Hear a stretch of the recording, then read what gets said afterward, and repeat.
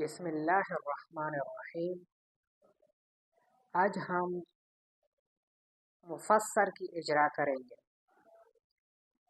مفسر کی اجرا سے پہلے ہم نے تقسیم ثالث ظاہر نص مفسر محکم میں سے ظاہر اور نص کی اجرا کی، ظاہر اور نص کی تعریفات کی، ظاہر اور نص کو پہچاننے کا طریقہ بیان کیا، اور آخر میں ظاہر اور نص پر کتاب اللہ سے اجرا بھی کیا، مثالیں بھی پیش کی ہے۔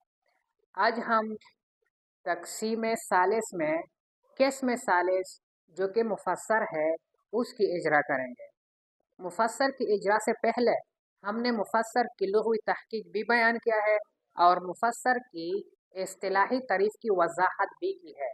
اگر آپ نے وہ نہیں دیکھی ہے تو آپ وہ دیکھ لیں تاکہ اجرا میں ہمارے لیے آسانی ہو۔